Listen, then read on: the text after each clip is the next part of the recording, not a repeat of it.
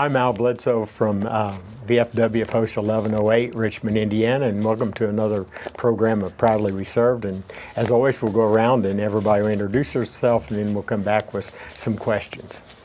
Ron Chappell, member of Post 1108, also VVA 777, that's Vietnam Veterans, Post 777, and chaplain therein. Thomas Owens, Post Commander, VFW Post 1108. Bush Markham, 10th District Commander, also a member of Post 1108.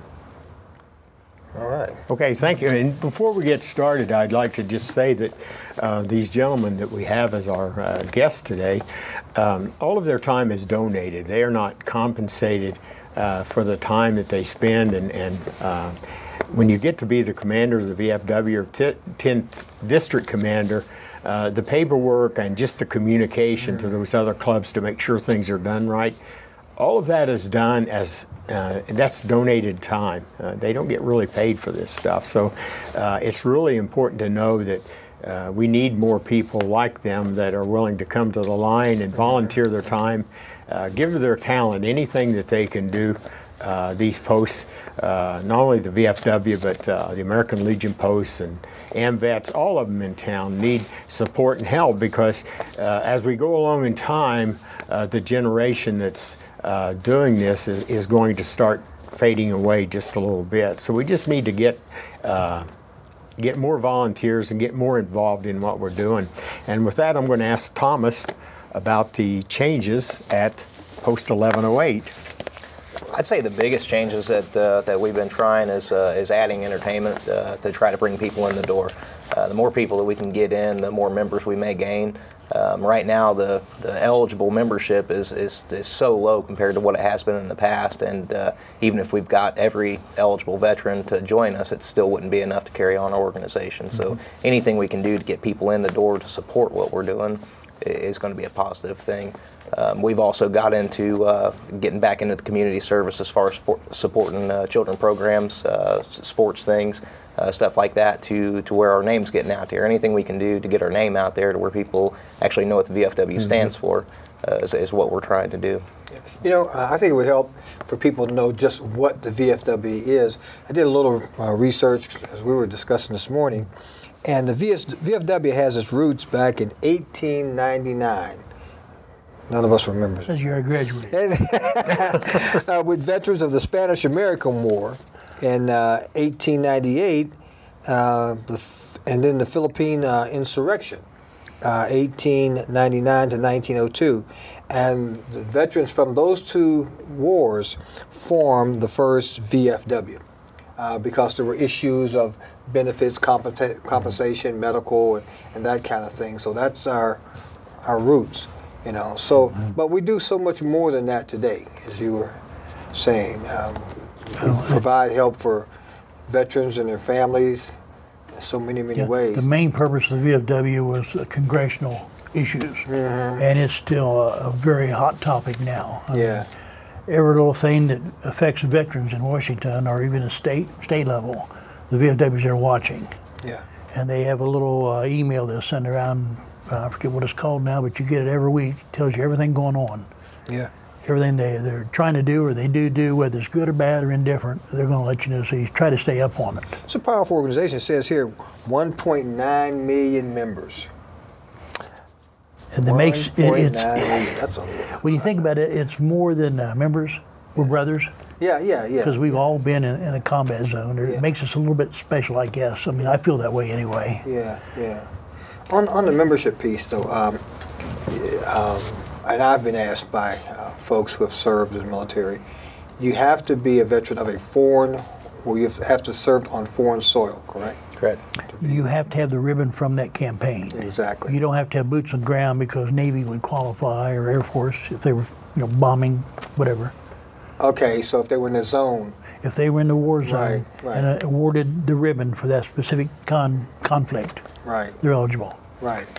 Thomas, tell us a little bit about the recent change we had when we had actually had Wayne County Veterans Council, and then we restructured all of that. Tell us about that restructuring and how that's working now. That's been in place now, what, 2 months, I think? It's still, we're still working on Sure. the transition. We had such little support for the Veterans Council. We didn't have, it was a redundancy. The same people that was coming to the VFW meetings and the American Legion meetings were the same people that were doing everything for the Veterans Council. So we just figured it would be easier to transition the different jobs. The Honor Guard, went to the American Legion, and the VFW picked up the Avenue of the Flags and the VA band, and we're coordinating that. It simplifies things. It keeps the same people that are doing everything from having to do more and having a redundancy on meetings, basically. Sure. Tell me about this 10th District Commander, Butch. Tell me some of the things that you do. I'm kind of, in a nutshell, liaison between the state and the post level. The state will have, there's certain procedures we have to do during the year, and they'll notify me of what that is, then I pass along to the post to make sure that they get things done. Like an example, some posts have men's auxiliary.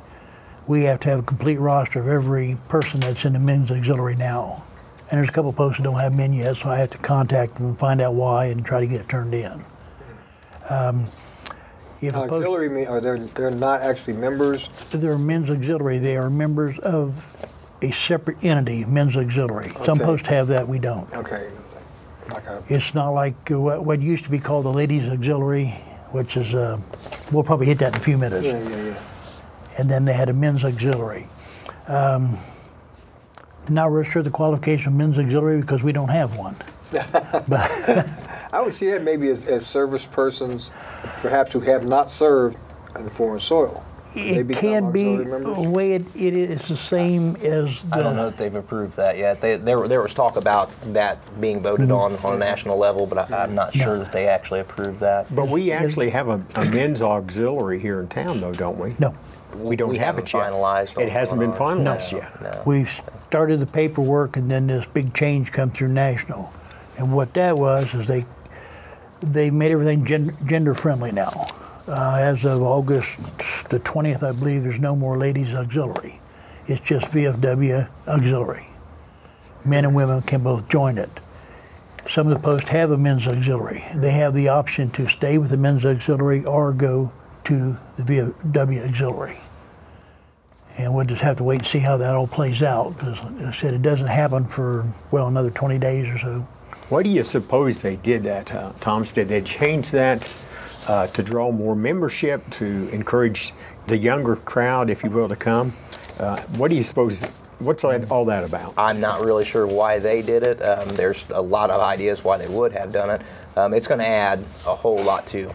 Our post is, I think, one of the last posts in our district that's even started the process of doing a men's auxiliary. We started the process probably 6 months ago to add a men's auxiliary, and since the Nationals made this decision, we're probably going to try to just go in with an auxiliary and not continue on with the men's auxiliary.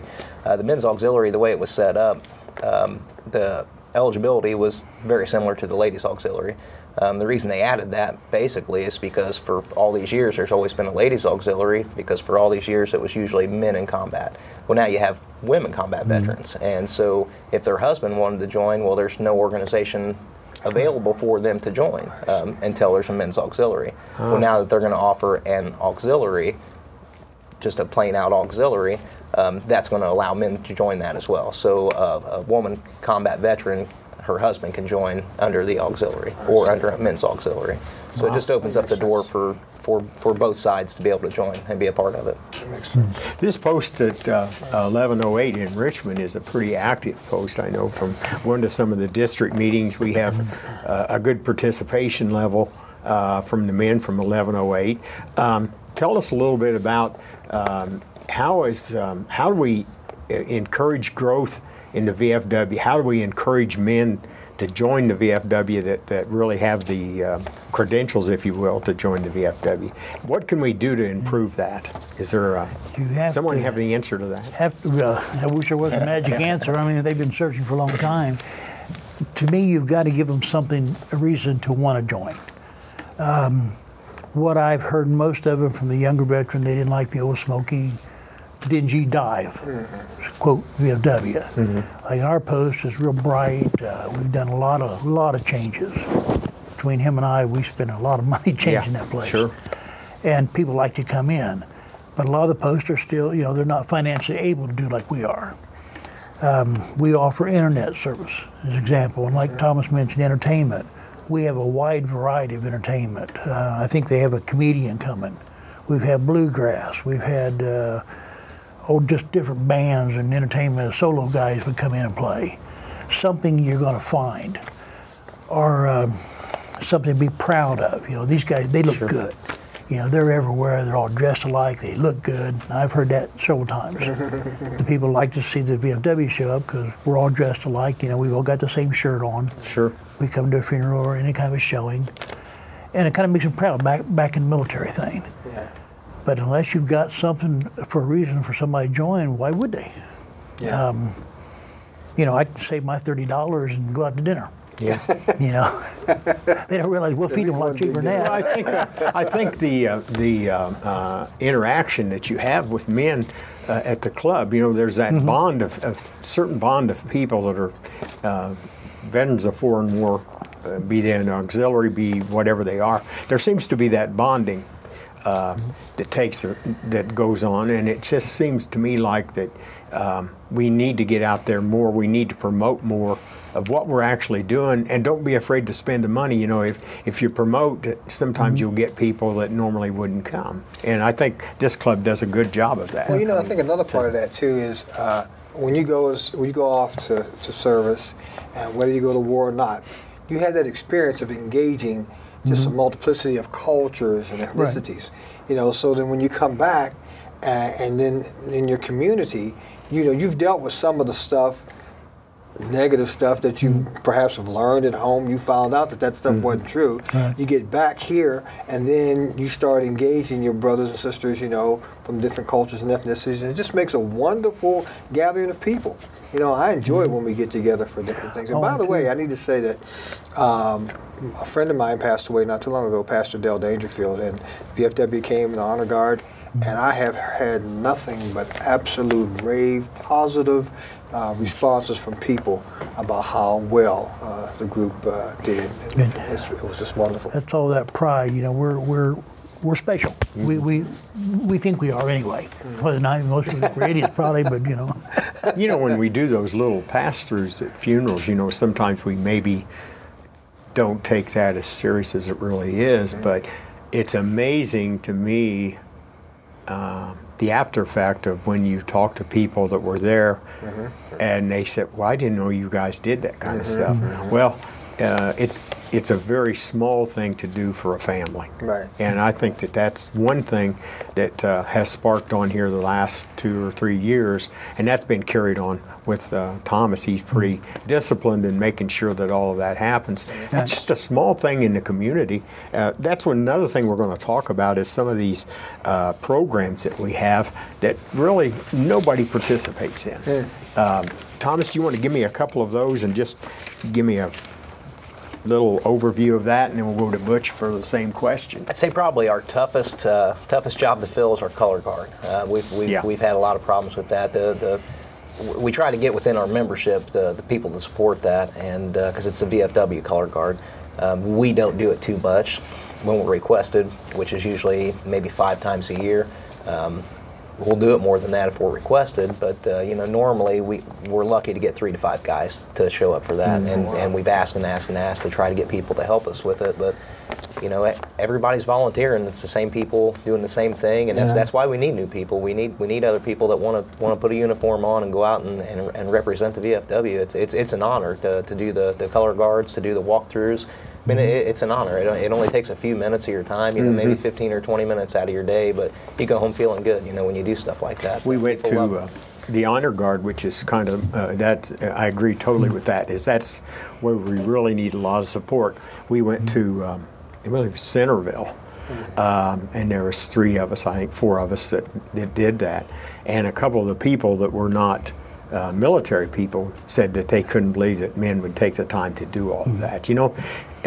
There's something about doing that just still, I guess I'm old-fashioned about that. I still get cold chills when I hear the Star Spangled Banner and all that stuff going on.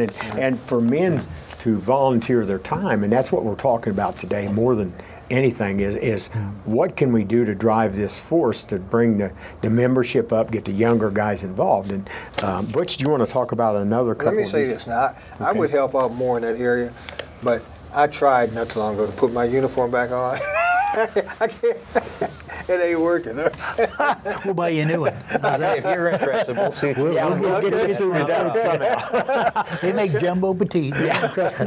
Call Miles and we'll get him some boots and all that stuff. But yeah, the honor guard, of course, without saying, that's one of the highlights of the veteran community. And the color guard is really, to me, it's a big deal, but that's where we really need some support. And tell us about some more, Butch, that we do. Back on the honor guard, I was in it for several years, and people would turn around and take your pictures all the time. So you'd hear the guy saying, "Oh, picture taken." So we'd straighten up a little bit more, Because there's times you're cold and you're tired. I mean, it's rainy, you can't even see the procession. By golly, we're there. And the cameras will be clicking. I know they can't see us, but they're taking pictures anyway. Another thing I wanted to bring up on the walkthroughs, one of the most moving for me was, I forget who it was now, but a fairly well-known person. And we had, I don't know, 10 or 15 of us go through. And we're all done. We go to the back and stand in the back of the church until everybody's done. And a couple people that were in the audience stood up, walked up and saluted the casket. Yeah. And then come and stood in line with us. That about teared me up watching that thing. Did me. You know, veterans are a very special group, and I've noticed, I watch a lot of television, Fox News primarily, but you don't see that driving force from the government. You don't see the government asking for VFW support, asking for American Legion support, like you used to, like these other, whatever you want to call them, groups. But so there must be something to that. Maybe they're just, and I don't want to get into a political contest here, but at the same time, the government has the responsibility to take care of veterans. To that point, Al. I'd say we're the driving force for the government. That's my number one sell when I'm trying to recruit. I let people know about our club and all the good things we do and everything you can be involved in. But the number one sell is you are one person that is a voice in Washington, and if you sign up, you're one more on top of what we already have. And that means more than anything. Every person that signs up is another number. The national commander can go to Washington and say, I have this many people behind me, and this is what we need to do.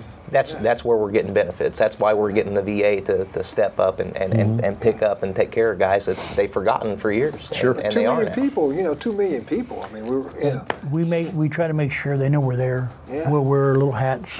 We'll wear a shirt like Thomas got on. And they're not stupid. They can look out and see, there's a bunch of them guys wearing the same shirts. I wonder who they are. I better pay attention to what they're saying. They listen. Numbers do a wonderful thing. And what was you going to ask me? Something about the scholarships. And things like that Wayne County gives, or the local Post 1108 has. I don't remember the exact number. I know at one time we gave 2 scholarships to every school in Wayne County for $25,000 self-perpetuating scholarship.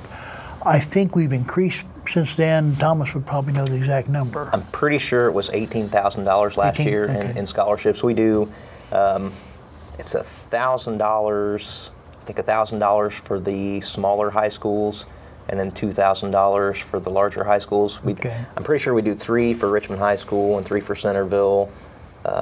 I don't remember the total, but basically we made an investment in the Wayne County Foundation, and what they do is they take the interest off of our investment and pay that out on scholarships. So that money that we invested some years ago is going to stay there forever, and it's going to continue to generate college scholarships to all these high schools within Wayne County for pretty much ever. I mean, it's only paid out on interest, so that money's still going to be there, and they're only paying out on interest. So we just got our reports in. We get all these thank you letters. We have a bulletin board full with the post of all the thank you letters from all the kids that have gotten these scholarships. So how do they apply for those? How do they get those? Through the school. Through the school. To the school, yeah. Okay. Yeah, we have no saying. They made sure of that. Yeah. Yep. Now, how the school passed them out, I have no idea. But This, it's still the school there's system. the two big ones, the Voice of Democracy and the Patriots Pen. Those are big. Well, that's that's out of national. Yeah, for a high school person to get that honor. I think last year or the year before last, we had somebody from District 10 that Right. won that, I think. Yeah. I can't remember. Eric Billman's I'm just sure daughter. that's what it was, though. They have two big ones. One's Patriots Pen, that's for 6th, 7th, and 8th graders. And they write an essay. And this year's theme happens to be what freedom means to me. And this is graded at the post level. Then it goes on to district, then on to state. If you win the state, I believe it's $500 that you get for scholarship. And if you win national, I believe it's 1,000, or no, it's 5,000 you get there. No, shoot, I don't remember. Anyway, 1,000 maybe, and they give you a trip to Washington, D.C. for you and all your family. Wow.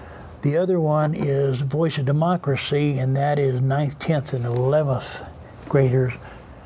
And that is you do a speech and record it on CDs this year. You can't use tapes anymore. And that's the same thing, but you can win up to $5,000 scholarship. And some of those are really good. So are we doing this? I mean, is this? This is national. Okay, but Now, we are involved. yeah. Richmond, for some reason, doesn't participate. We Northeastern, Centerville, we get quite a few in each category, and we send on. We've done really well with some of that come out of our district. There's also a Teacher of the Year. You find a teacher that's really good, really inspires his students. Last year, or 2 years ago, the winner was from Indiana. He did a hands-on history type class. They would pick out a veteran in that county and follow his whole life and write a story about him. And it was really interesting when he was at our state convention. There's so many things they do to help kids, help veterans out. If a veteran happens to have a catastrophe hitting, like a house gets destroyed by a tornado or something, there are funds available for him to help him get back on his feet. They were working on something when you apply for disability through the VA, sometimes it takes a long time, They're working on a thing through the VFW to start paying you that money until the VA comes in. Now, it hasn't passed as far as I know yet, but they were looking at it last year and probably still are. It's amazing. We're just talking to someone about something similar to that yesterday, and we were talking about veterans being unemployed, and that you got to be unemployed for 60 days before you can start drawing anything from unemployment. And so what do you do in that gap? It sounds like this program is going to answer. I got some dates here. The VFW, it's not going to help here, but the VFW at Ivy Tech in Johnson Hall tomorrow, which would be too late for this program, they're having a veteran service officer here from the state, along with employers looking to hire people. So you can bring your resume in. I mean, the VFW is sponsoring all this here. And there's going to be one in 10th District, one in 4th, which happens to be Fort Wayne, I believe. But unfortunately, we don't have enough time to put it out in this program. But the other one, the VA, is going to be at Post 65, September 22nd, 5 to 7. And that's for any concerns you have with the VA, maybe your health problems, or you'd like to get signed up in the system. Something they're actually paying attention to is over here in Richmond now. Well, we're here now. This is a good forum right here to get this information out. They can post it on the community bulletin board. Yeah, I wish I'd got this earlier so I knew to put it out maybe we can get a expeditious insertion for today. Yeah, we might. I think that the pressure of all of it is veterans. When they come home, if with the VA, is to making sure they get their benefits. I think part of that is they just don't ask. If you look at the veterans in this community or any community, how many are actually participating in the programs that the VA offers? How many people are really doing that? And how many people can we recruit? That's what we was talking about on the last show. We need to recruit people. But something's not happening in out processing.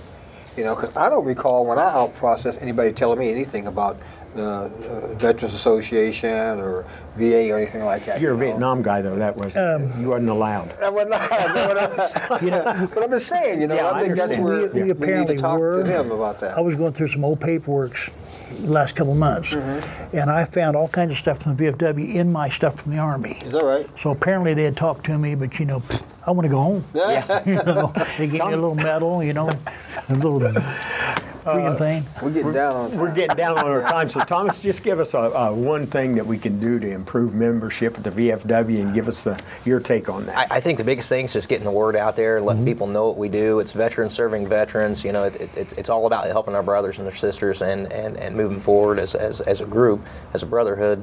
And you know, there's not a real good answer as far as how to get people down there. It's an important thing. Like I said, all the numbers count.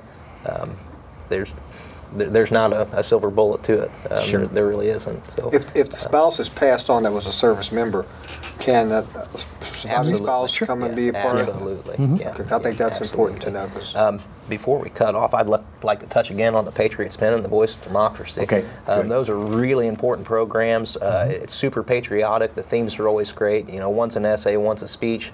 It's anywhere between middle school and high school. It's really tough to get this into the school systems. So anybody that's watching, if you have grandkids or children or anybody that's in that age group that can participate in that, contact our post, VFW Post 1108 in Richmond. We can give you all the information you need about it, what you need to do to get into that process. There's scholarships available. There's plenty out there for people to do. We need participation on that. It's been very slim participation for some time, and we'd like to have more. They don't even have to be in Richmond. Your grandkids can live in Florida or whatever, and just send it through the post here. It doesn't have to come through the school system, it just comes through the post. Okay. And he's right, we always more the better. I think it'd be good to mention, Butch, you've got how many posts under you? 13? 10? 10. 10 folks. It's a lot of work. It's a lot With of that, work. we're going to shut it down, and we appreciate Butch coming in and Thomas coming in and talking about some of those things at the VFW and what we need to do. And thank you very much for watching, and we'll see you next time.